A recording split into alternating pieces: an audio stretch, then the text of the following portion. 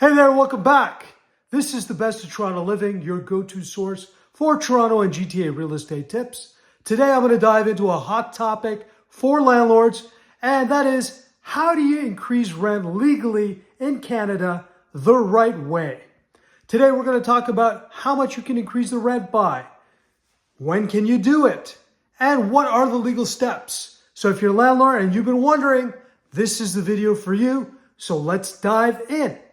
Before you increase the rent on your tenant, you need to understand your province's rules.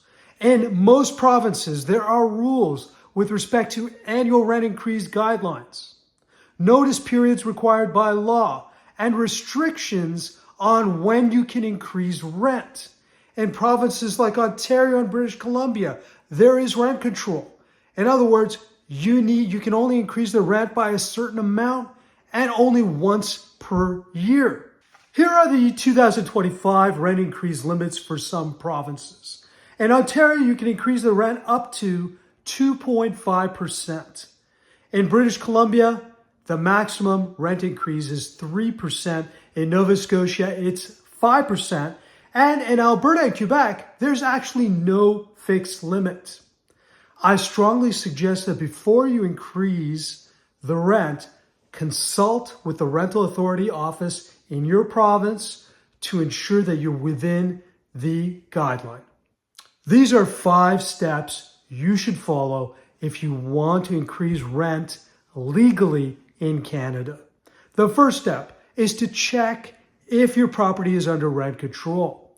Now, it's not always as simple as it seems. For example, in the province of Ontario, where I practice real estate here in Toronto and the GTA, if your property was built after November 15, 2018, it is exempt from rent control, meaning you as a landlord can increase the rent as much as you want. So it's important to know the age of your unit and to know the exceptions to the rule. So whatever province you're in, make sure you check on that. My second important step is follow the rent increase guidelines, okay? Don't increase beyond the maximum allowable amount. And if you are exempt from rent control and you want to maintain and keep your tenant, be reasonable, okay? Stay within fair market value.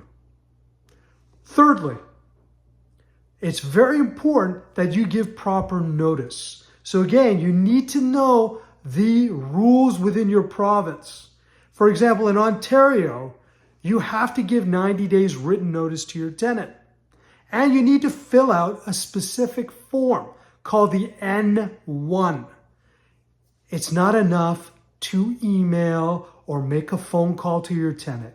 You've got to fill in the proper forms required by law. Fourthly, you need to get your timing right. In all provinces, you can only increase the rent once per year. So if your tenant has only been there for less than a year, you can't increase the rent on them. So you've got to get the timing right.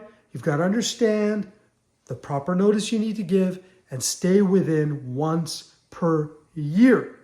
And my last 5th important step is communicate with your tenant in the most effective and polite manner. Keep the communication strong. Pick up the phone, talk to them, let them know why you're increasing the rent, have a conversation so you can maintain a very good relationship with your tenant. Communication is essential because it's communication that helps tenants understand where you're coming from because they're dealing with their own financial realities, of course. And right now, as I'm filming this video, it's tough on Canadians, landlords and tenants alike. You as a landlord are going through obvious reasons as to why you're considering a rent increase. And it's typically because property taxes are going up quite a bit year by year.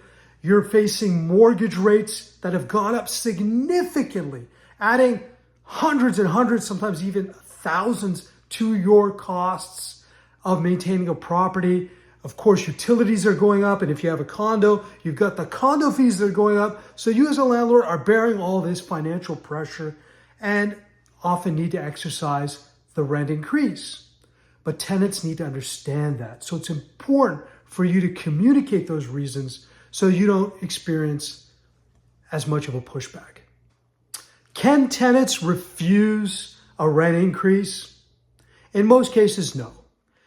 Unless you've gone above the guideline, which I advise you not to. So as long as you don't do that, and if you haven't provided proper notice, they could push back.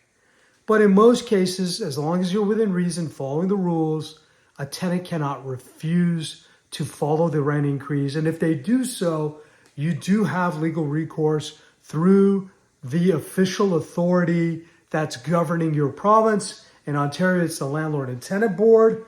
And there is recourse which you can take and you'd likely win. But hopefully you can avoid all that, as I said, from good communication between you and your tenant. Now you know how to increase rent legally in Canada. The bigger question that always comes up is whether you should do it. I mean, as a landlord, that's the essential business question. Is it worth it? And frankly, there's no cookie cutter answer to that question. I've had clients where it made sense to keep the rent the same and not increase. And I've had other clients where it made perfect sense to exercise that right. So for example, typically, if your tenant's already paying the rent that's fair market value right now. So for example, if they're paying $2,500 rent per month, as an example, and if they went out in and looked for another place today, the rent was pretty much the same price. You have to ask yourself as a landlord whether it's worth potentially charging your tenant more than the existing competition today. Is it worth it? I mean, if your tenant's good and you have a great relationship, why rock the boat? That's a question. And we can have a side conversation about it. You can reach out to me. My information's on the channel. We can talk about it. But that's a question that I often ask landlords. And on the other side of the equation is, if you find that your tenant's paying a lot less rent than the market rate, maybe you should increase rent, because it does typically pose an issue for many owners where not only are they not covering the costs and the expenses of maintaining the property, they have to keep feeding the property, but it begins to hurt. I've had clients where they've never increased the rent for 10 years, and now their tenant's paying, a real life example in Kitchener, for example, tenant is paying $1,200 rent when the going market rate is now $2,800 for that unit. So they're losing out on $1,600 of potential rent because they never bothered to increase the rent. And so that gap's just grown bigger and bigger and bigger over the years. Again, we can have a conversation about it to discuss your particular situation. But that pretty much summarizes, this video summarizes what we had to talk about today about how to increase rent legally in Canada. If you have any questions or comments, definitely leave them below. Reach out to me. All my information's on the channel. If you haven't already, subscribe, hit that bell notification to be notified for future videos, and let's stay in touch.